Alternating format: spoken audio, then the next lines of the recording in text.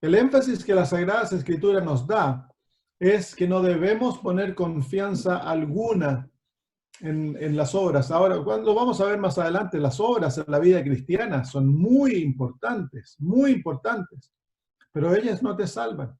Ellas no te hacen acepto ante Dios. No vamos a ver eso más tarde. Obras que son el resultado de una fe verdadera tienen gran valor ante los ojos de Dios. Obras que son motivadas por el amor tienen gran valor ante los ojos de Dios, pero no hemos nosotros de poner confianza en lo que creemos, no hemos de poner confianza en nuestras acciones, no debemos poner confianza en la obediencia. Nuestra confianza debe estar puesta en Cristo Jesús. Él es el todo para nosotros y eso es lo que nosotros vamos a estudiar hoy, de que Dios ha hecho que Jesús sea nuestro todo. Vengan al libro de Mateo, capítulo 18. Mateo capítulo 18, una parábola que ilustra nuestra condición ante Dios. Mateo capítulo 18, versículos 23 al 27.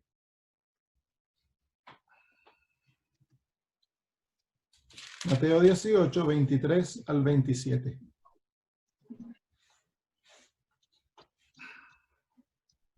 Dice así: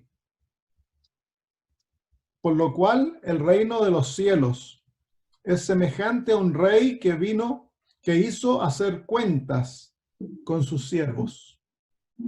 Y comenzando a hacer cuentas, le fue presentado uno que le debía 10,000 talentos. A este, como no pudo pagar, ordenó su señor venderle y a su mujer e hijos y todo lo que tenía. Entonces aquel siervo postrado le suplicaba diciendo: Señor, ten paciencia conmigo y yo te lo pagaré todo. El señor de aquel siervo, movido a misericordia, le soltó y le perdonó la deuda. Pero saliendo aquel siervo halló a uno de sus consiervos que le debía 100 denarios y haciendo de él le ahogaba diciendo: págame lo que me debes. Entonces su consiervo, postrándose a sus pies, le rogaba diciendo: ten paciencia conmigo y yo te lo pagaré todo. Mas él no quiso, sino lo echó en la cárcel hasta que pagase la deuda. Viendo sus consiervos lo que pasaba, se entristecieron mucho y fueron y refirieron a su señor todo lo que había pasado. Entonces, llamándole, su señor le dijo: siervo malvado, toda aquella deuda te perdoné porque me rogaste. ¿No debías tú también tener misericordia de tu consiervo como yo tuve misericordia de ti? Entonces su señor enojado le entregó a los verdugos hasta que pagase todo lo que debía. Así también mi Padre Celestial hará con vosotros, si no perdonáis de todo corazón cada uno a su hermano sus ofensas. La historia del primer siervo ilustra nuestra situación ante Dios. Este siervo tenía una gran deuda. Dice aquí que le debía 10,000 talentos. 10,000 talentos era una suma maravillosa, era una suma increíble. Tanto que para poder pagarla, dice que como no podía pagarla, el Señor ordenó que le vendieran a él, a su mujer, a sus hijos y a todo lo que tenía para poder cubrir su deuda. Ese era el tamaño de esa deuda. Ese hombre en toda su vida no podría haber pagado la deuda. Y esa es nuestra situación. Nosotros, queridos hermanos, tenemos una deuda con Dios. Es una deuda de tal tamaño que nuestra única esperanza era la esperanza de este siervo con su Señor. Y la esperanza de este siervo era de que el Señor tuviera misericordia con él y le perdonara la deuda.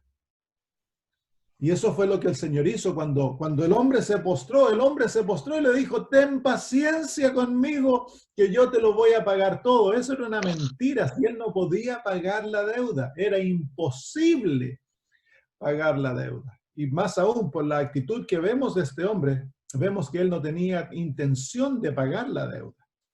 Pero el Señor, el amo, era un ser misericordioso y le perdonó la deuda.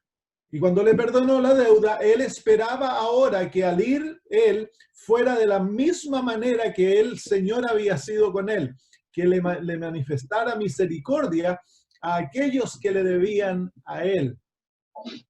Así que hoy día me gustaría que nosotros contempláramos un poquito nuestra situación ante Dios.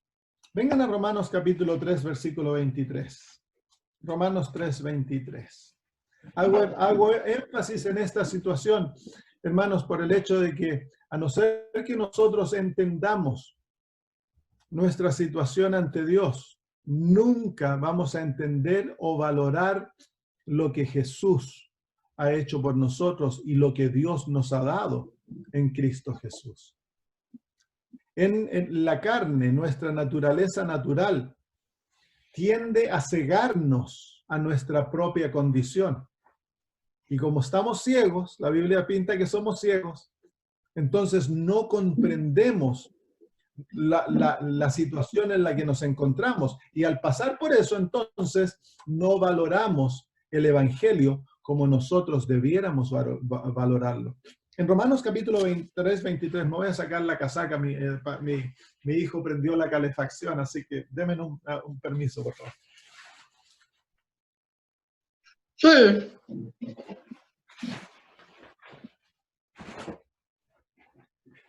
Ya, ahora estamos mejor, si no me iba a deshidratar.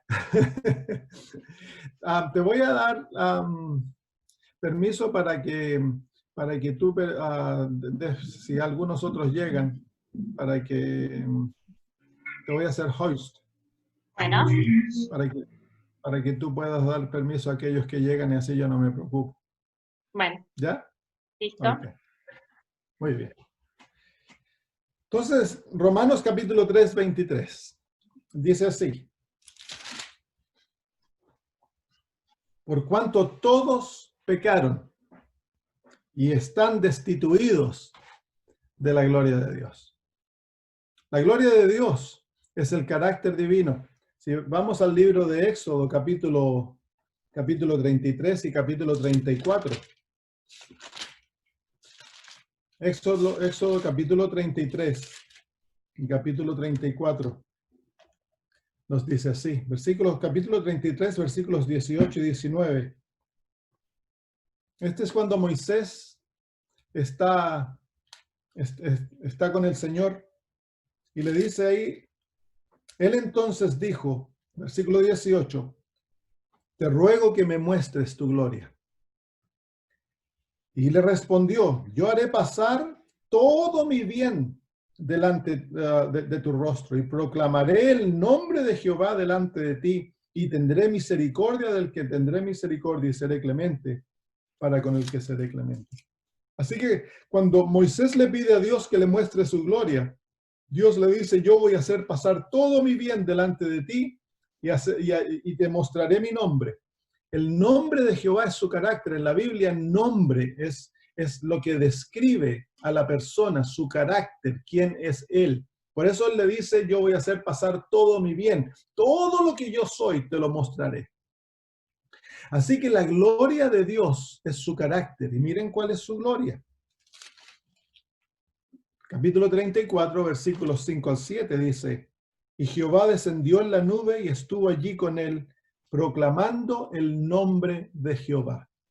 Aquí Dios le muestra su carácter a Moisés y dice, y pasando Jehová por delante de él, proclamó Jehová, Jehová fuerte, misericordioso y piadoso, tardo para la ira y grande en misericordia y verdad, que guarda misericordia a millares, que perdona la iniquidad, la rebelión y el pecado, y que de ningún modo tendrá por inocente al malvado, que visita la iniquidad de los padres sobre los hijos y sobre los hijos de los hijos hasta la tercera y la cuarta generación. Aquí tenemos una manifestación en 2 versículos, una manifestación tan amplia del carácter divino que es muy balanceada, presenta los aspectos de misericordia, de gracia, de ternura de Dios, y también presenta los otros aspectos, que es la justicia de Dios, la fortaleza de su carácter. Y hermanos míos, la riqueza de Dios, su gloria, es su carácter, es quien Él es. Y cuando en el libro de Romanos se nos dice que nosotros perdimos aquella gloria, que caímos de ella, quiere decir entonces, nosotros cuando fuimos creados, nosotros teníamos aquella gloria, éramos ricos, porque teníamos un carácter en la imagen de Dios. Dios es santo, nosotros éramos santos. Dios es justo, nosotros éramos justos. Dios es amor, nosotros éramos amor. Pero producto del pecado, fuimos vaciados de aquella gloria y caímos de ella, la perdimos. Y al perderla, quedamos pobres. Entonces, si ustedes ven, cuando Adán y Eva cayeron en pecado, lo primero que hicieron al sentirse desnudos, ellos estaban físicamente, ellos ya estaban desnudos, no estaban vestidos con ropa, eran vestidos con un manto de luz, estaban desnudos. Pero cuando perdieron la gloria, cuando perdieron esas riquezas, ellos se sintieron desnudos y quedaron desnudos. ¿Y qué fue lo primero que hicieron? Ellos trataron de cubrirse, trataron de recuperar aquella riqueza que habían perdido. Y el ser humano está constantemente tratando de sentirse rico, porque naturalmente nosotros nos sentimos pobres. Dentro de nosotros hay un sentido que algo nos falta, hay un vacío, hay un hambre. Y entonces tratamos de una u otra manera, ya sea a través de las riquezas, ya sea a través de las posiciones, del control, de la fama, cualquier cosa, tratamos de hacernos de ello para cubrir aquel sentido de pobreza y de desnudez. En el libro de 2 Corintios, el apóstol Pablo nos muestra aquí nuestra situación. Antes de ir a 2 Corintios, vamos de vuelta a Romanos capítulo 7 ahora. Vimos estos versículos la semana pasada. Simplemente estamos revisando. Romanos capítulo 7, versículos 18 al 21. El apóstol Pablo hablando de su propia situación. Dice, versículo 17 dice, de manera que ya no soy yo quien hace ello, sino el pecado que mora en mí. Y yo sé que en mí, esto es en mi carne, no mora el bien, dice. Pero literalmente dice, no hay nada bueno. Porque el querer bien está en mí, pero no el hacerlo. Porque no hago el bien que quiero, sino que el mal que no quiero, esto hago. Y si hago lo que no quiero, ya no lo hago yo, sino el pecado que mora en mí. Así que queriendo yo hacer el bien, hallo esta ley, que el mal está en mí.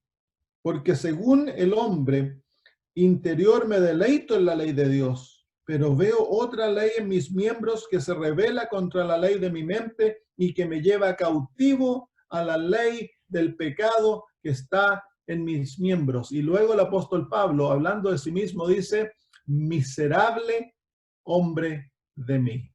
¿Quién me librará de este cuerpo de muerte? Esa es la situación del ser humano, hermanos. En nosotros no hay nada bueno, pero ¿cómo puede ser que no hay nada bueno? No, porque en nosotros mora un principio que es opuesto al principio de la santidad de Dios, del carácter de Dios, y este principio es el principio del pecado. Y somos esclavos del pecado, el pecado mora en nosotros. Y por más que deseemos hacer lo bueno, por más que anhelemos hacer el bien, nunca podemos hacer el bien para satisfacer la demanda divina.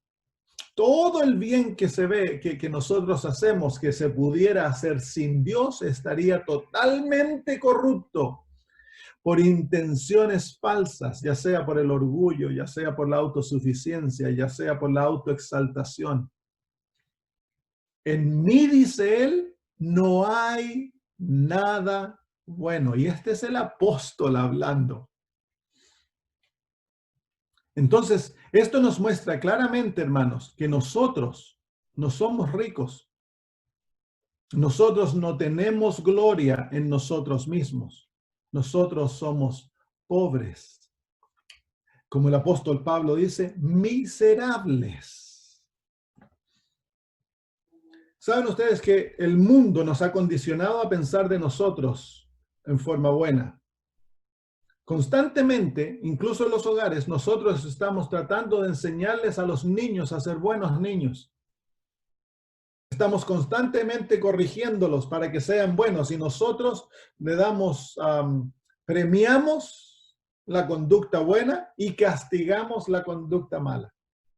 Y esto, todo el mundo lo hace, está así. Todo el mundo, el sistema judicial está basado en eso. Las leyes están basadas en eso. Incluso vamos más allá, al que hace grandes cosas se les da premio, al que es rico se lo trata bien, al que en nuestro sistema educativo, el que se saca buenas notas es premiado por los profesores y es tratado en forma especial. Y cuando tú estudias las Escrituras, Dios está constantemente tratando de enseñarnos que nosotros no somos buenos y que no debemos confiar en nosotros. El mundo está infectado con el pecado y el pecado nos enceguece a nuestra propia condición y nos hace sentir como que somos buenos. ¿Cómo? A través de nuestras acciones.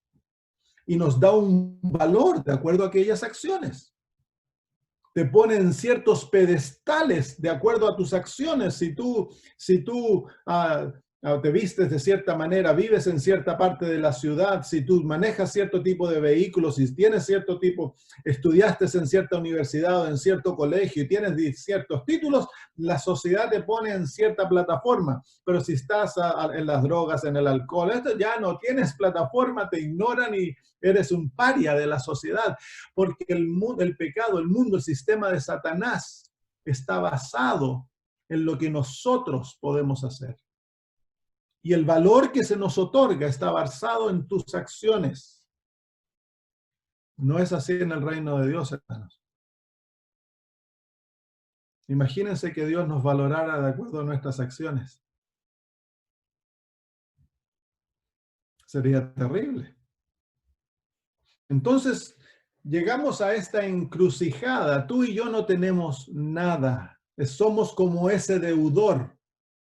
Y peor todavía, tenemos con Dios una tremenda deuda. Porque no hay justo ni aun uno. Todos han pecado y han caído de la gloria de Dios. Todos tenemos un corazón rebelde, hermanos.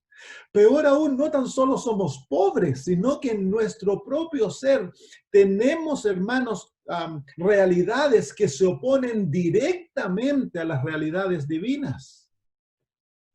Directamente. Somos rebeldes, somos antagonistas a la ley de Dios. Naturalmente no deseamos a Dios, sino que lo vemos de una manera negativa y nos arrancamos de Él. En el libro de segunda Corintios, el apóstol aquí nos muestra el contraste entre Cristo y nosotros. 2 Corintios capítulo 8, versículo 9. El apóstol dice: porque conocéis la gracia de nuestro Señor Jesucristo, que por amor de vosotros se hizo pobre, que siendo rico, dice que por amor de vosotros se hizo pobre, siendo rico, para que vosotros con su pobreza fueseis enriquecidos.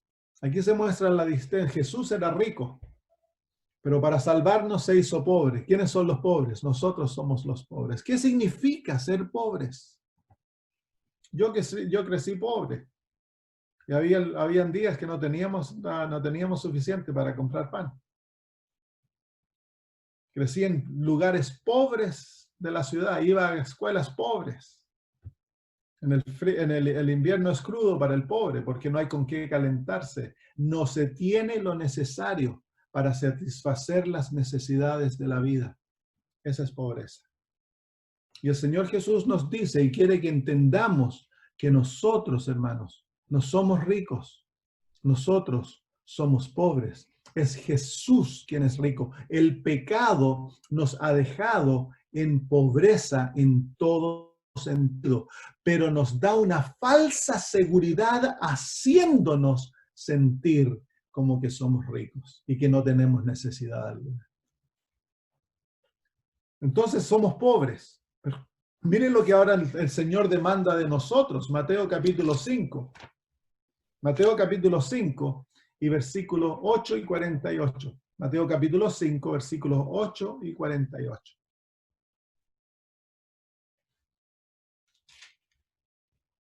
Dice así: bienaventurados los de limpio corazón, porque ellos verán a Dios. ¿Cuál es la condición para ver a Dios? Tener un corazón puro. Ahora, ¿cuántos de nosotros tenemos corazón puro? ¿Cuántos de nosotros tenemos un corazón puro? Ninguno. Ahora, ¿tú puedes sacar pureza de algo que es impío, que está sucio? Digamos que tú quieres tomar agua y hay un río que viene con las aguas contaminadas. ¿Tú puedes sacar agua limpia de ese río contaminado? No puedes, porque no se produce pureza de algo que está contaminado. Así que Dios demanda de nosotros pureza, pero nosotros no le podemos dar esa pureza. Versículo 48. Versículo 48 dice: sed pues vosotros perfectos, como vuestro Padre que está en los cielos es perfecto. Así que Dios demanda de nosotros perfección. ¿Alguno de nosotros perfecto? ¿Somos perfectos nosotros? No, no somos perfectos, somos imperfectos. Pregunta: ¿podemos nosotros sacar perfección de imperfección? ¿Puede algo imperfecto producir perfección? No. Es por eso que somos pobres. Vengan ahora al libro de Primera de Pedro. Primera de Pedro. Capítulo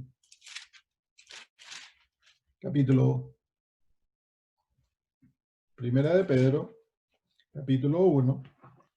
Déjenme buscar el versículo en mi Biblia inglesa. Primera de Pedro, capítulo 1.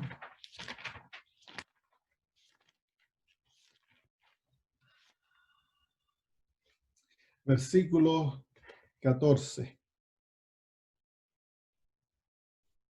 Versículo 15 y 16. Dice así: sino como aquel que os ha llamado es santo, sed también vosotros santos en toda vuestra manera de vivir, porque está escrito: sed santos como yo soy santo. Así que Dios demanda de nosotros santidad. ¿Podemos darle nosotros santidad? Cuando el apóstol Pablo dice que en nosotros mora el pecado.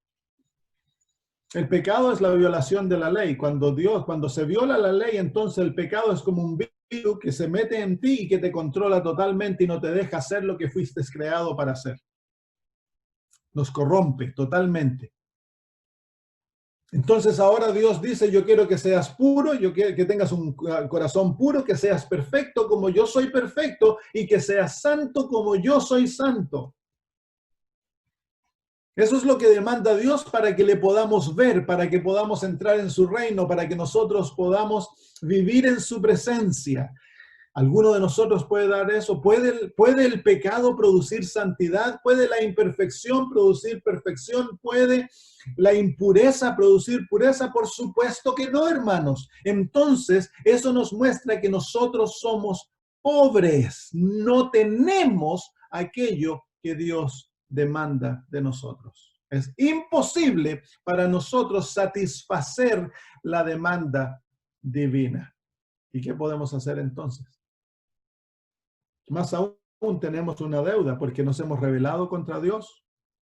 Hemos violado todos sus pecados, todos sus mandamientos. Y por lo tanto, ahora tenemos una deuda. ¿Cuál es la deuda? La paga del pecado es muerte.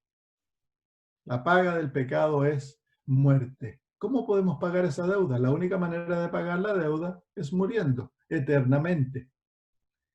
Entonces, hermanos, el Señor quiere que entendamos esta situación nuestra. Quiere que nos demos cuenta, no tan solo que nos demos cuenta, sino que la sintamos en nosotros, hermanos, que despertemos a la realidad que tú y yo no tenemos para satisfacer la demanda divina.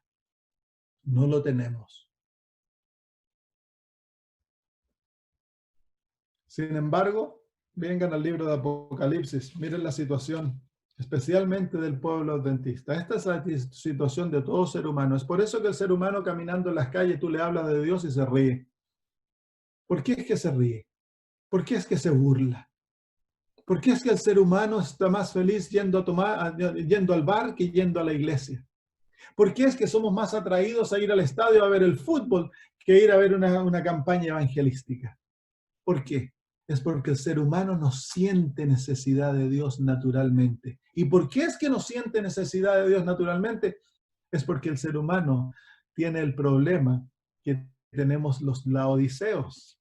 Nos creemos ricos. Apocalipsis capítulo 3 y versículo 17. Hablando de la iglesia adventista, hablando de la Odisea, dice así. Porque tú dices, Romanos 3:17, yo soy rico y me he enriquecido y de ninguna cosa tengo necesidad. Ahora, tú tienes a uno que es pobre, pero que se cree rico. Miren lo que dice el libro de Proverbios, capítulo 13, versículo 7. Proverbios, capítulo 13. Entendamos este asunto de la riqueza. ¿De qué quiere decir la Biblia cuando alguien se siente rico espiritualmente? Proverbios, capítulo 13 y versículo 7.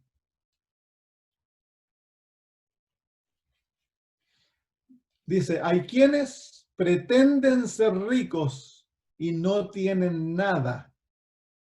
Y hay quienes pretenden ser pobres y tienen muchas riquezas. ¿Saben que en el libro de Apocalipsis se presentan los dos casos?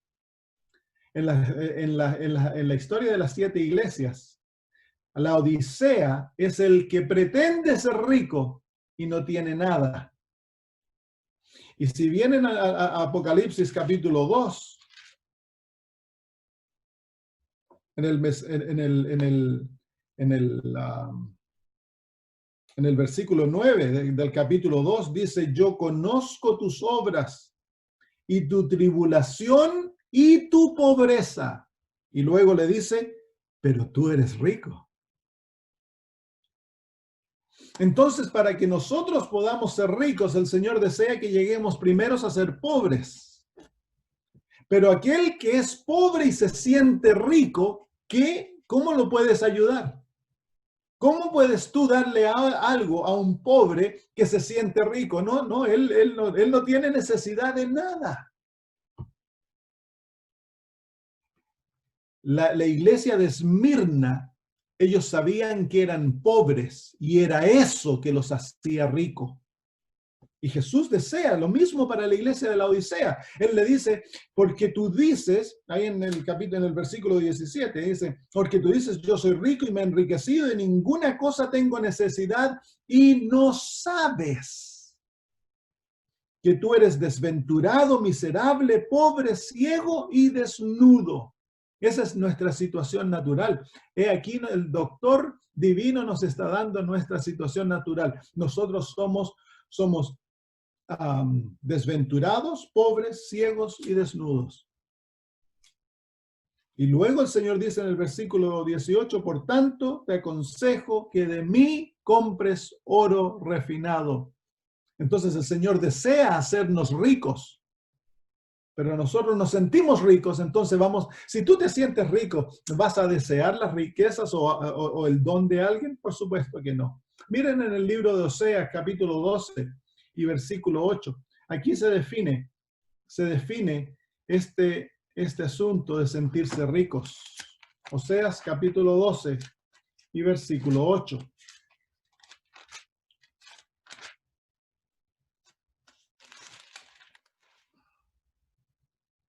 Dice así, Efraín, Oseas 12:8, Efraín dijo, ciertamente he enriquecido, he hallado riquezas para mí. Y mire ahora lo que esto significa. Nadie hallará iniquidad en mí, ni pecado en todos mis trabajos. ¿Qué quiere decir que nos sentimos ricos? Quiere decir que nosotros nos creemos justos. Creemos que estamos bien. Ante los ojos de Dios somos aceptos como el fariseo. Él se creía rico. Por lo tanto, no sentía necesidad de Jesús. El joven rico se creía rico. ¿Por qué se creía rico? Él le dice a Jesús, todas esas cosas yo he hecho desde mi juventud. Él se creía rico ante los ojos de Dios. ¿Por qué? Porque él creía que obedecía los mandamientos, que no tenía pecado. El apóstol Pablo dice, si alguno tiene confianza en su carne, más yo. Eso era lo que lo hacía sentirse rico. Sus acciones, su estilo de vida, su forma de pensar y de accionar, era lo que lo hacía sentirse rico, de que ante Dios él estaba acepto. Y la Odisea tiene este problema. Y la Odisea se cree rico. Y la Odisea somos tú y yo, hermanos. Ese es el grave problema del cristianismo presente, especialmente del adventismo, hermanos. El adventismo es el pueblo de Dios. Somos el remanente, pero tenemos un grave problema. ¿Saben ustedes que este problema es casi incurable en muchos? A Israel le costó la vida eterna, porque Israel se sentía rico. Es por eso que rechazaron a Jesús, lo crucificaron. El Rey del cielo vino y no vieron hermosura en él, no sintieron necesidad de su Salvador. ¿Por qué? Porque ellos ya eran ricos, ellos ya eran justos, ellos ya tenían algo. No sintieron necesidad, no vieron hermosura en Cristo y no supieron qué hacer con Cristo y qué hicieron con él. Lo crucificaron, hermanos. Una actitud autosuficiente, una actitud que se cree superior a los demás. ¿Por qué? Porque yo soy enriquecido. No tengo necesidad de nada. Y saben ustedes que esas son las palabras de Babilonia. Esa es una actitud babilónica. El remanente no es Babilonia, pero tiene la actitud de Babilonia, una actitud autosuficiente, centrada en sí misma y que nos lleva a separarnos de Dios. Entonces, la solución se nos entrega ahí. En el mismo capítulo de Apocalipsis, Jesús dice, Apocalipsis capítulo 3, el Señor Jesús le dice a la Odisea, yo te aconsejo que de mí compres. ¿Y qué es lo que hemos de comprar? Oro refinado en fuego, para que seas rico. Entonces nosotros, nuestra riqueza, ¿quién tiene nuestra riqueza, hermanos? Nosotros somos pobres, no tenemos nada. ¿En quién se encuentra nuestra riqueza? El Señor Jesús dice, de ti te aconsejo que de mí compres. ¿Quién tiene la riqueza? Es Cristo Jesús. Oro refinado en fuego, que es fe que obra por el amor. Y vestiduras blancas para vestirte, porque estamos desnudos. Entonces Él tiene nuestras vestiduras, que es su justicia. Y luego dice, y que no se descubra la vergüenza de tu desnudez, y unge tus ojos con colirio para que veas, que es el discernimiento del Espíritu Santo. Entonces, ¿qué es lo que Jesús, quién tiene la solución para nuestra pobreza? Cristo Jesús. ¿Por qué Cristo Jesús? Porque Él es rico. Nosotros somos pobres, Él es rico. Y si Él es rico y tú eres pobre, tú debes ir a Él para obtener las riquezas que necesitas para que Dios te acepte. Dios no va a permitir que entremos al cielo destituidos de las cosas que Él demanda. Dios no puede aceptar en el cielo gente que no tiene corazón puro, gente que no es perfecta y gente que no es santa. Para que nosotros seamos aceptos ante Dios, debemos tener las riquezas que Él demanda de nosotros. Pero nosotros creemos tenerlas, pero no las tenemos, estamos en bancarrota. Pero el que las tiene es Cristo Jesús. ¿Y cuál es el problema de la Odisea? Es que Cristo está afuera del corazón. Cristo no ha entrado. ¿Y por qué es que no ha entrado? Porque nosotros nos sentimos necesidad de Jesús. Es por eso que el pueblo adventista es un pueblo que no ora mucho. Es un pueblo que anda en busca de lo ¿cómo se dice en español? Aquello que causa emoción. Andamos en busca de lo controversia, somos buenos para debatir, para entrar en argumentos teológicos, estamos dispuestos a hablar de teología, de profecía, de esto, de lo otro, y tú hablas acerca de algo, se arma, y todos tienen una opinión. Pero el momento que hablamos de Jesús, estamos todos callados. Jesús no es precioso, hermanos. Y es Él el que lo tiene todo. Déjenme mostrarles algunos versículos que nos muestran claramente que en Jesús se encuentra todo lo que tú necesitas. Ven al libro de Colosenses. Ya vimos ese libro, ese maravilloso versículo de 2 Corintios que nos dice que conocemos la gracia de nuestro Señor Jesucristo, que Él siendo rico se hizo pobre, para que a través de su pobreza nosotros seamos ricos. Así que el Señor Jesús llega a ser un ser humano, adopta nuestra pobreza, toma nuestra naturaleza. Y Él, a través de esta experiencia, y eso lo vamos a estudiar la próxima semana, qué es lo que Jesús tiene que hacer o tuvo que hacer para que nosotros, tú y yo, podamos ser salvos. Jesús, hermanos, toma nuestra pobreza para que tú y yo podamos tener su riqueza, que es su carácter, su justicia. En el Antiguo Testamento había una ley que se llamaba la ley de la redención. Yo no sé si tú alguna vez has estudiado eso. Si alguien caía en pobreza y se endeudaba, entonces para que el que le había prestado todo o lo había afianzado, ahora lo podía tomar como esclavo. Y la persona para poder ser sustentada muchas veces se vendía como esclavo aquel que él le debía el dinero, que le debía su propiedad.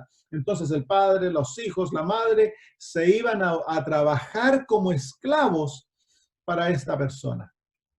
Y la única manera que podían ellos salir de esa esclavitud era de que un pariente rico les pagara la deuda, y ese pariente se llamaba el Redentor.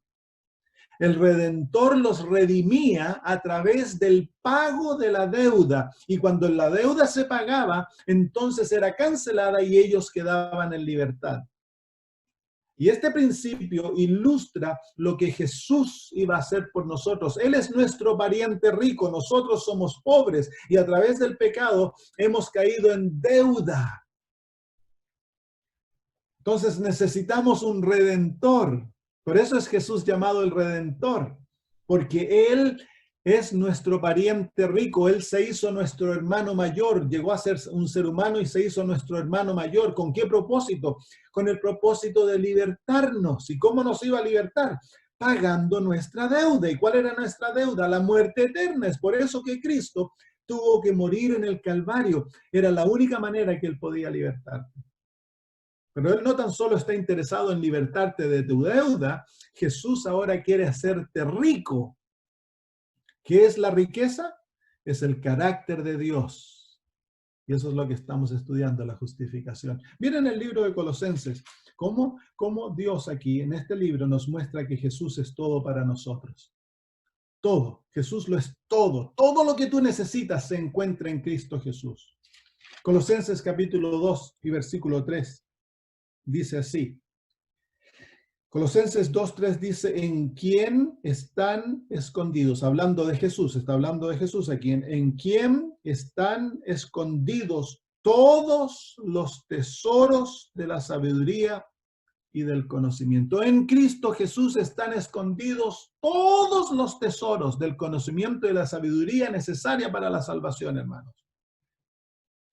Miren, veamos otros versículos en Colosenses que nos ilustran esto muy bien. ¿Cómo es Jesús? Jesús es nuestro tesoro.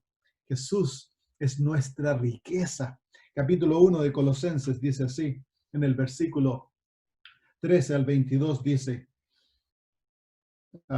el cual nos ha librado de la potestad de las tinieblas y trasladado al reino de su amado Hijo, en quien tenemos redención. Ahí está la palabra redención, redimir.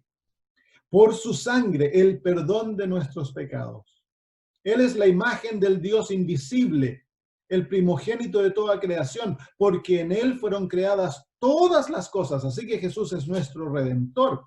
Ahora Él es nuestro Creador, versículo 16. Las que hay en los cielos y las que hay en la tierra, visibles e invisibles, sean tronos, sean dominios, sean principados, sean potestades, todo fue creado por medio de Él y para Él. Y Él es antes de todas las cosas, Él es el Dios eterno. Y todas las cosas por Él subsisten, Él es el sustentador. Y Él es la cabeza del cuerpo que es la iglesia, así que Él es la cabeza nuestra. ¿Qué hace el cuerpo sin cabeza, hermanos? No sirve para nada. Jesús es nuestra cabeza, que es el principio, el primogénito de entre los muertos, así que Jesús es el principio de todo. Él es el primogénito, Él es el primer nacido de los muertos, para que en todo tenga la preeminencia. Así que en todas las cosas Jesús es primero. Él es nuestro todo. Por cuanto agradó al Padre que en Él habitase toda la plenitud. Todo se encuentra en Cristo Jesús. Y por medio de Él reconciliar consigo todas las cosas, así las que están en la tierra como las que están en los cielos, haciendo la paz mediante la sangre de su cruz. Así que Jesús es nuestra paz. En Él somos reconciliados con el Padre. Y a vosotros también, que erais en otro tiempo extraños y enemigos en vuestra mente, haciendo malas obras, ahora os ha reconciliado. Ya estamos reconciliados en Cristo Jesús, en su cuerpo de carne, por medio de la muerte, para presentaros santos y sin manchas e irreprensibles delante de Él. Así que en Jesús nosotros somos presentados ante el Padre, santos, ahí está, somos santos, somos sin manchas e irreprensibles ante su presencia en Cristo Jesús. Así que Jesús es nuestro todo. En Él encontramos todo lo que tú y yo no tenemos. Así que si quieres ser rico ante los ojos de Dios, Dios no está esperando que le presentes un show y que de alguna manera lo impresiones. Dios no está esperando de que tú hagas algún acto maravilloso para que Dios diga, bueno, entonces ahora ya lo puedo aceptar porque este es más o menos bueno. ¿Qué es lo que Dios espera? Es que tengas riquezas. Pero ¿cómo puedes tener riquezas si soy pobre? Esas riquezas se encuentran en Cristo Jesús. Dios ha depositado en Jesús todo, absolutamente todo lo que nosotros necesitamos para que Él nos acepte. Jesús es nuestra riqueza. Miren capítulo 2, versículos 9 al 8 del mismo libro. Capítulo 2, versículos 9 al 8. Dice así. Colosenses 2, 9 al 8. Porque en Él habita corporalmente toda la plenitud de la deidad. Y vosotros estáis completos en Él, que es la cabeza de todo principado y potestad. ¿Qué es lo que el apóstol Pablo nos dice aquí? Que en Jesús, cuando tú estás en Jesús, cuando tú tienes a Jesús, tú estás completo. No te falta nada. Estás perfecto ante los ojos de Dios. Así que Jesús es todo lo que necesitamos, hermanos. En Cristo se encuentran todas las riquezas. Miren, déjenme darle algunos ejemplos.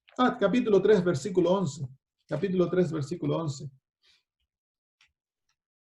Capítulo 3, versículo 11 dice, donde no hay griego ni judío, circuncisión ni incircuncisión, bárbaro ni escita, siervo ni libre, sino que Cristo es el todo y en todos. ¿Quién es Cristo? Él es nuestro todo, hermanos. Este es el mensaje del Evangelio. Es que en Cristo se encuentran todos los tesoros de sabiduría y de conocimiento. Todo lo que alguna vez vas a necesitar se encuentra en Cristo, y Jesús te está invitando: ven a mí. Ven a mí para que compres de mí. Porque Él posee todas las riquezas que nosotros necesitamos, hermanos. Mire Jeremías capítulo 23. Jeremías 23, versículos 5 y 6. Jeremías 23, versículos 5 y 6.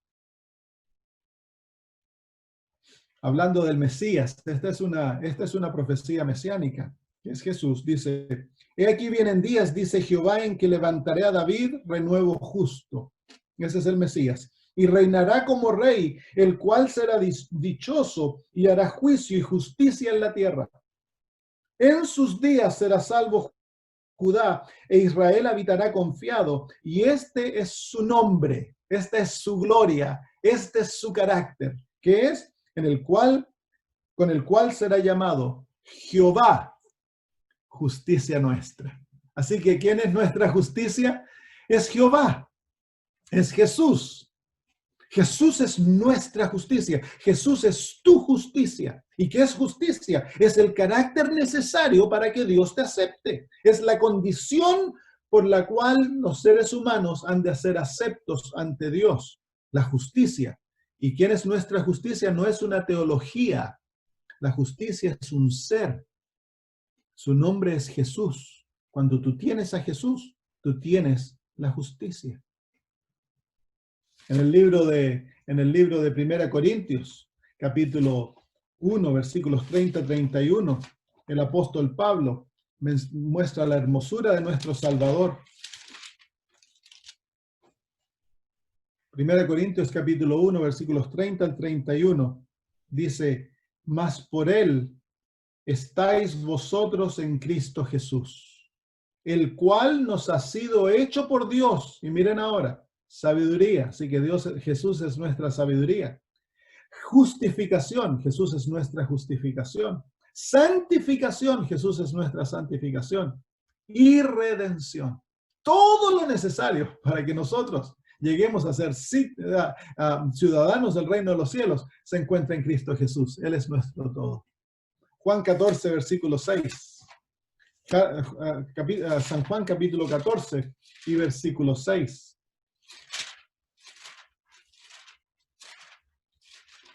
San Juan capítulo 14 y versículo 6. El apóstol aquí dice, nos habla de las palabras de Jesús, y Jesús le dijo: yo soy el camino, la verdad y la vida. Así que Jesús es nuestro camino, Jesús es nuestra verdad y Jesús es nuestra vida. Nadie viene al Padre sino por mí. Hermanos, nadie viene al Padre sino por mí. ¿Qué es lo que tú estás tratando de hacer para ir al Padre? ¿En qué se basa tu experiencia cristiana? ¿Qué es lo que te da seguridad de que tú eres un buen cristiano? Si piensas si vas a ser salvo o te vas a perder, ¿en qué te fijas? Si alguien te pregunta: si murieras esta noche, ¿serías salvo? ¿En qué te fijas? ¿En qué piensas? ¿Piensas en tus obras? ¿Piensas que eres indigno? ¿Por qué? Y te miras a ti mismo y te das cuenta que no hay nada que tú puedas dar y por lo tanto te vas a perder. ¿Qué es lo que te da confianza y paz? ¿En qué te regocijas? ¿Quién gobierna tu vida? ¿Quién es el centro, el amor de tu experiencia? ¿Un pastor? ¿Las enseñanzas que como iglesia enseñamos? ¿El estilo de vida? ¿Un título? ¿Tus acciones? ¿El hecho que pagas el diezmo, guardas el sábado? O a lo mejor estás predicando el evangelio, has ganado algunas almas. O a lo mejor eres vegetariano o vegano. Todas cosas buenas. que como pueblo debemos hacer, pero esas son las cosas que te dan confianza. Y si son aquellas cosas las que te dan confianza, entonces estás perdido. Porque nuestra salvación, nuestra justicia, nuestra justificación, santificación, vida, sabiduría, nuestro camino, nuestra verdad, nuestro todo es Cristo Jesús. El apóstol Juan en su primera carta, él define esto de una manera bien categórica. Primera de Juan, capítulo 5. Primera de Juan, capítulo 5, versículos 11 y 12. Primera de Juan, capítulo 5, versículos 11 y 12, el apóstol escribe, y este es el testimonio, que Dios nos ha dado vida eterna. Ya Jesús nos ha dado la vida eterna, pero esta vida se encuentra en su Hijo. Mire lo que dice ahora, el que tiene al Hijo, tiene la vida. El que no tiene al Hijo de Dios, no tiene la vida. No importa que si tú estás metido en un prostíbulo o que estás metido en una iglesia, si tú no tienes a Jesús, no tienes la vida. Pero el problema es el que está metido en la iglesia, él cree que tiene la vida. El que está en el prostíbulo, la prostituta, el homosexual, ellos saben que son malos. A mí me encanta hacer campañas en las cárceles, porque los que están en las cárceles saben que son malos. Hace unos años atrás hice una campaña en Polonia, en una cárcel, cuando hacía llamados, todos se paraban y llegaban a correr adelante para poder aceptar a Cristo Jesús. ¿Por qué? Porque ellos saben que son malos y que no tienen nada bueno. El que está metido en la iglesia, él cree que es bueno y que no tiene necesidad de nada. Y mira con desdén al que está en el mundo. El que tiene la vida. No tan solo el que tiene a Cristo, no tan solo tiene la vida, el que tiene a Jesús, tiene justicia, tiene santificación, tiene vida, tiene todo. ¿Por qué? Porque Cristo es nuestro todo. Él tiene el oro, tiene la ropa, tiene el colirio, tiene todo lo necesario para que el cielo nos considere ricos. Es por eso que a la segunda iglesia del libro de Apocalipsis le dice, tú eres pobre, porque ellos se consideraban pobres, ellos sabían que no tenían nada que ofrecerle a Dios, pero le dice, tú eres rico, le dice. ¿Por qué eran ricos? Porque su confianza se cimbraba en Cristo Jesús, no en ellos mismos. Y es por eso que no hay reprensión para la segunda iglesia. Lo mismo que Filadelfia. Dios le dice, no les muestra nada malo. ¿Por qué? Porque ellos se encuentran en Cristo Jesús. Cuando tú estás en Cristo Jesús y Dios te ha dado su justicia en sus ojos, no hay nada malo, tú eres perfecto. Pero cuando vienes vestido con tus propias vestiduras y te presentas ante Dios tratando de impresionarlo, entonces estás cubierto desde la cabeza hasta los pies con heridas que no han sido sanadas. Y vienes ante Dios en putrefacción, vestido con tus propias justicias, que son como trapos de inmundicia ante los ojos de Dios. Entonces, ¿qué debiéramos hacer? ¿Cuál debiera ser nuestra reacción? Debiera ser la misma reacción que tuvo el apóstol Pablo en Filipenses. Filipenses capítulo 3. El apóstol Pablo nos muestra en lo que él confiaba y su reacción cuando se encontró con Cristo Jesús. Es la única solución para la odisea, la única solución para el pecador. Dice el apóstol Pablo en los versículos, vamos a leer desde el versículo 5, dice, o el versículo 4, aunque yo tengo también de qué confiar en la carne. Versículo 4 del capítulo 3 de Filipenses. Si alguno piensa que tiene de qué confiar en la carne, yo más. Circuncidado al 8º día del linaje de Israel, de la tribu de Benjamín, hebreo de hebreos, en cuanto a la ley, fariseo, en cuanto a celo, perseguidor de la iglesia, en cuanto a la justicia que es en la ley, irreprensible, perfecto.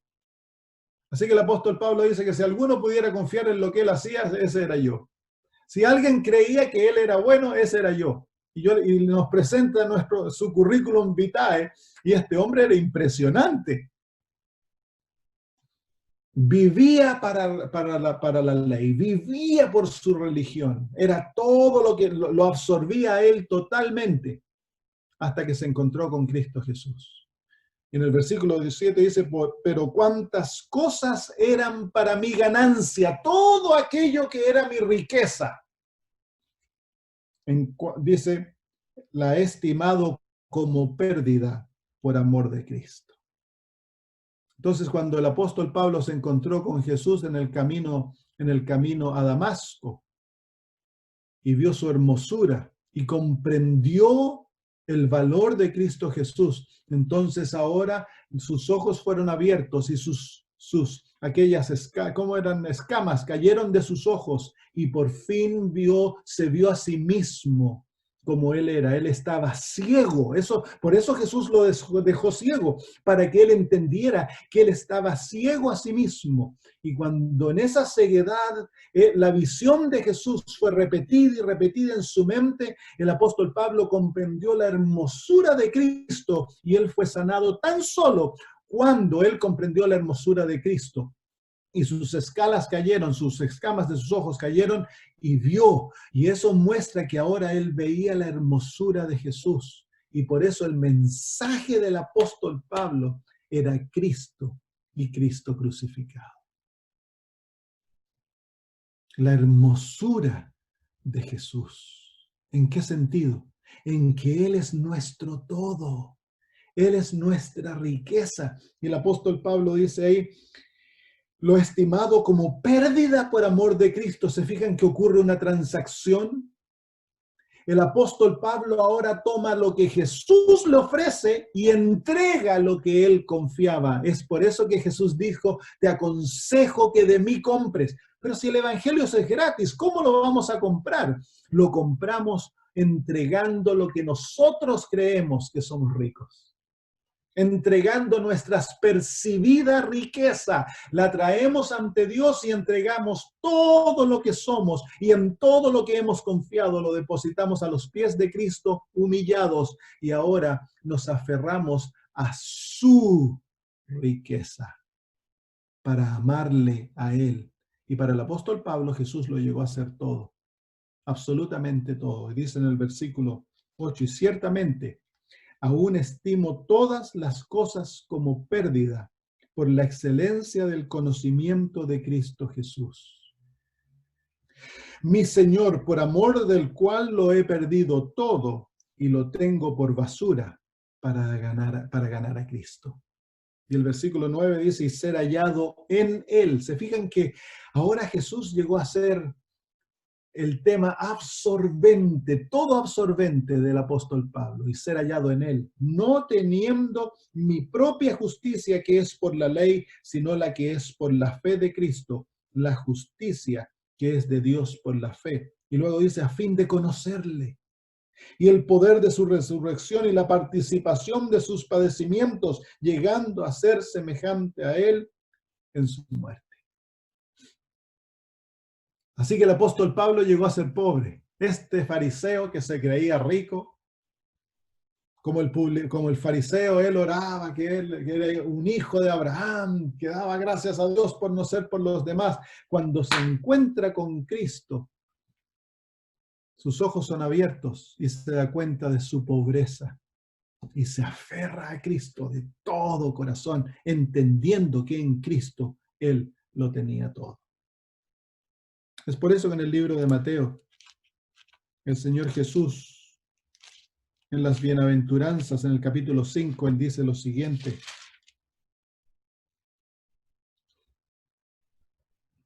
Capítulo 5 del libro de Mateo, el Señor Jesús dice en el versículo 3, bienaventurados los pobres en espíritu, porque de ellos es el reino de los cielos. Así que, hermanos, ante los ojos de Dios, cuando un ser humano llega al punto, llega al lugar donde él se da cuenta que no tiene nada, que está fracasado, que lo ha perdido todo y que no tiene nada para complacer las demandas divinas, el cielo dice, bienaventurado. Feliz. Porque el primer paso en el camino de la salvación es que Dios desea que tú entiendas que eres pobre y que no lo tienes. Así que en vez de tratar de convencerte de que tú eres una persona buena, lo mejor que puedes hacer es dejar que el Espíritu Santo te convenza que eres pobre, menesteroso, ciego, desnudo y miserable. No tengas miedo, hermano.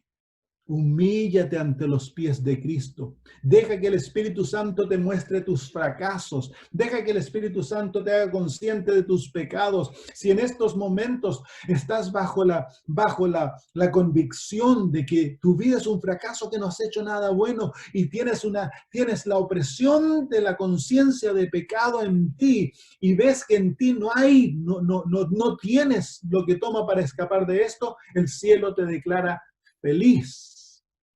Dios te bendice, te declara una bienaventuranza. Por eso el Señor Jesús dice, las prostitutas y los publicanos van antes que vosotros al reino de los cielos. ¿Por qué? Porque ellos saben su maldad. Dios, sé misericordioso a mí. La oración del publicano. Así que si entiendes tu pecaminosidad, si sabes que el pecado te tiene del cuello y que no lo has podido vencer, y que te ha vencido por tantos años, que has tratado y tratado de ser un buen adventista, pero has fracasado. Tienes la conciencia de tus errores. Alaba a Dios y ándate a Él, pidiendo como Pedro, Señor, sálvame que perezco. Aférrate a Cristo con todo tu corazón y ten confianza en Él tan solo, y Cristo no te defraudará, hermanos. Y luego dice la bienaventuranza, dice, bienaventurado el pobre en espíritu. La primera condición para que Dios nos otorgue la salvación es que nosotros debemos ser pobres en espíritu. Así que mi oración constante es, Señor, hazme débil, Señor, hazme pobre, Señor, enséñame que no puedo confiar en mí mismo, Señor, destruye mi sentido de riqueza y de orgullo espiritual. Eso es lo que debemos hacer. Si mantienen su dedo aquí, vengan al libro de 2 Corintios. 2 Corintios, hay en el corazón humano una tendencia natural a la exaltación, a la confianza propia. Y es por eso que el Señor tiene que actuar a veces a través del sufrimiento para mantenernos humildes, porque es cuando somos humildes que Él puede hacer su obra en nosotros. Cuando nos volvemos orgullosos y autosuficientes, Dios no puede hacer su obra en nosotros. El libro de 2 Corintios, capítulo 12, el apóstol Pablo nos habla de su propia experiencia. Aquí dice,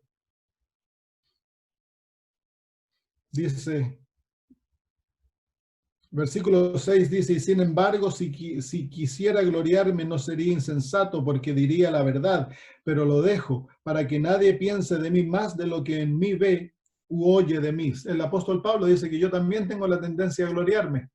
El versículo 7 dice, y para que la grandeza de las revelaciones no me exaltase desmedidamente, me fue dado un aguijón en mi carne, un mensajero de Satanás que me abofetee, para que no me enaltezca sobremanera, respecto a lo cual 3 veces he rogado al Señor que lo quite de mí. Y me ha dicho, bástate de mi gracia, porque mi poder se perfecciona en la debilidad. ¿Cómo se perfecciona el poder de Dios? En la debilidad. Así que si tú sabes que eres débil, bendito eres, hermano. Si tú sabes que no puedes, bendito eres, porque el poder de Dios se perfecciona en la debilidad. Luego, por tanto, de buena gana me gloriaré, dice. En lo que debemos gloriarnos, más bien es en mis debilidades, para que repose sobre mí el poder de Cristo.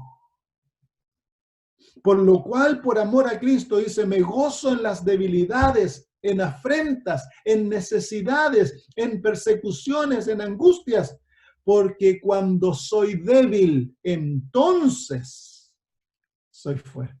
¿Por qué? Porque cuando soy débil me voy a aferrar a Cristo y lo voy a hacer de Él mi fortaleza. Cuando soy pobre me voy a aferrar a Cristo y lo voy a hacer a Él mis riquezas. Cuando no tengo nada, voy a hacer de Cristo mi todo. Y es ahí que el cielo se regocija, hermanos. Ahí el cielo se regocija. Vamos de vuelta a Mateo. Vamos a terminar con estos versículos. Versículo 4 del capítulo 5 de Mateo. Bienaventurados los que lloran, porque de ellos es el reino de los cielos. Lloran. ¿Por qué lloran? Lloran por su pobreza.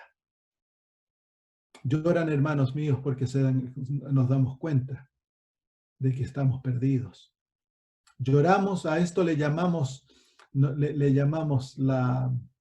el arrepentimiento. Es aquí cuando el Señor nos ha abierto nuestros ojos y nos muestra cuán malvados somos. Y nos damos cuenta cuán perdidos estamos y que no lo tenemos, entonces lloramos. Ese es el arrepentimiento. El dolor profundo por nuestra situación y por nuestra posición ante Dios, que estamos perdidos sin remedio encontrado en nosotros. El arrepentimiento. No se puede llegar a ser un cristiano verdadero sin que antes el Señor nos humille y nos lleve al arrepentimiento.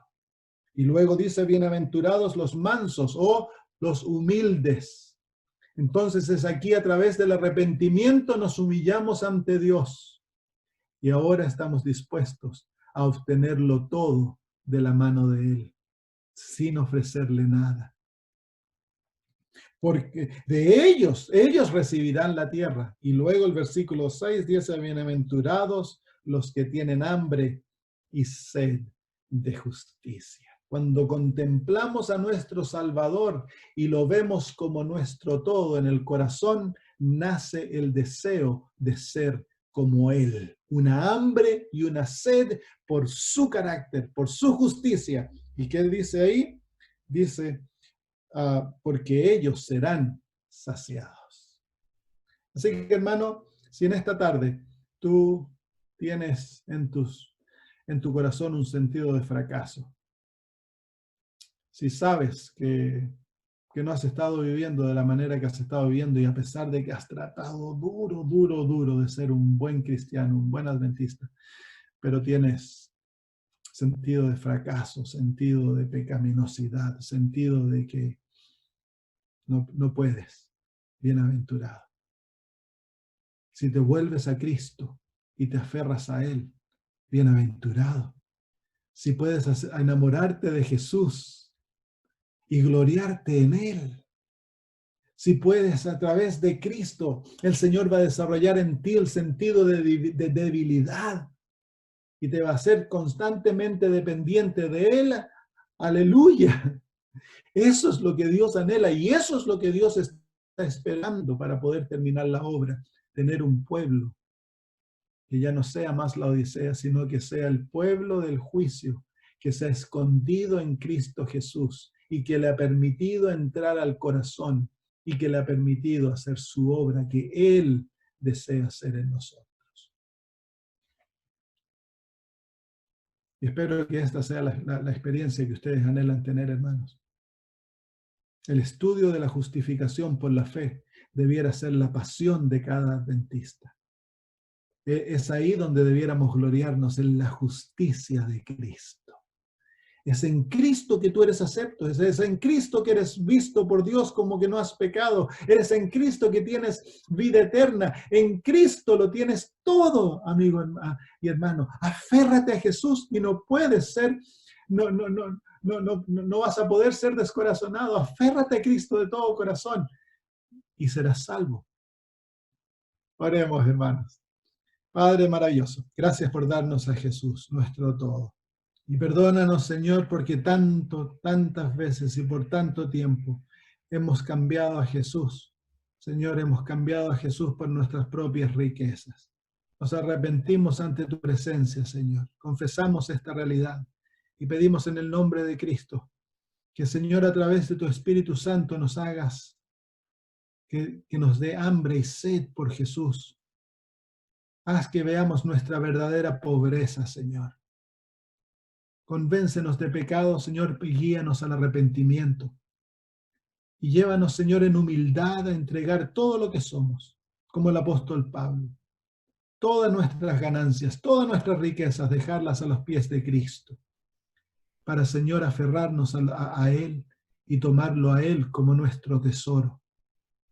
Gracias, Señor. Haz que Jesús sea nuestra perla de gran precio, nuestro tesoro escondido, que lo entreguemos todo por Él, Señor, para que nuestro Señor llegue a ser precioso en nuestra vista. Bendice a mis hermanos, Padre, guíalos. Señor, ahora a medida ellos comparten su fe, que tu Espíritu Santo les dé mucha sabiduría, que les dé valentía, poder, Señor, para que cuando hablen de las grandes verdades que nos has dado, Señor, que tu Espíritu Santo les llene su voz de amor por Cristo. Haz que sean, Señor, caritativos, que sean, Señor, amables, cariñosos, buenos amigos, para que la gente los llegue a amar y así puedan traer a muchos más a Cristo Jesús. Gracias, Padre, en el nombre de Jesús. Amén. Muy bien, hermanos, que el Señor los bendiga. Gracias, pastor. Linda semana. Gracias, igualmente. Chao, Gracias, chao. pastor. Chao, hasta luego con todos. Chao, dice Pico.